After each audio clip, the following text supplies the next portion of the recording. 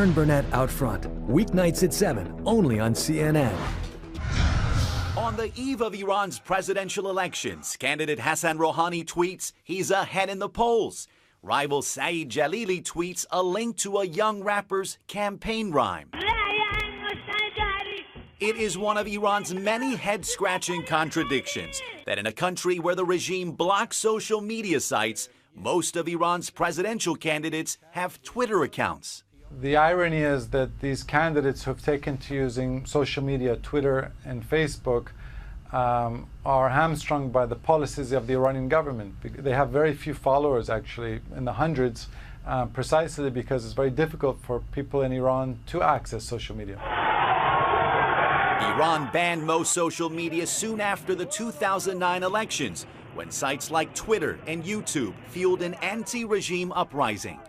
When the government barred reporters from covering the protests, Iranians used social media to expose the regime's brutal crackdown. A graphic YouTube clip of the dying moments of Neda Soltan, a 26-year-old allegedly shot by authorities, made much of the world stop and pay attention to Iran. Authorities eventually crushed the opposition movement and clamped down on internet access. Today, Iran's cyber police restrict the free flow of information by slowing internet speeds and blocking thousands of websites and blogs. This week, as elections approached, Iranians said internet speed slowed to a crawl. Google said an Iranian spy campaign targeted Gmail users. The outcome has been a chilling effect on political discourse and debate online. They're really trying to make it clear to the population that don't even try a repeat of the 2009 protests. It's a highly securitized atmosphere. Even so, Iranians have more access to the internet than any other country in the Middle East. Despite aggressive regime controls, tech-savvy Iranians are still finding ways to Facebook and tweet, even the presidential candidates themselves.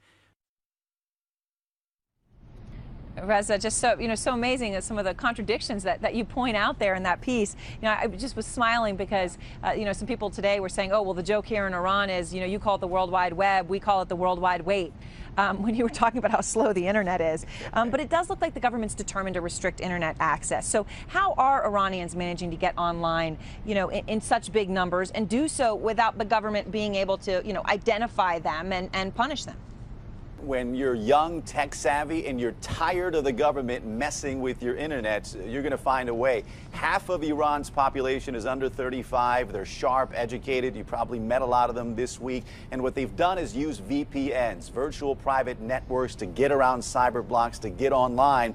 But the problem is the government has hit back. They've found ways to block those VPNs, and now they're working on a national internet. This is an internet that, if it works and it's ready, it's going to only offer Iranians Iranian websites. No more Google, no more Yahoo, but it's very unlikely that Iranians are going to stop efforts to use sophisticated ways to get online, Erin.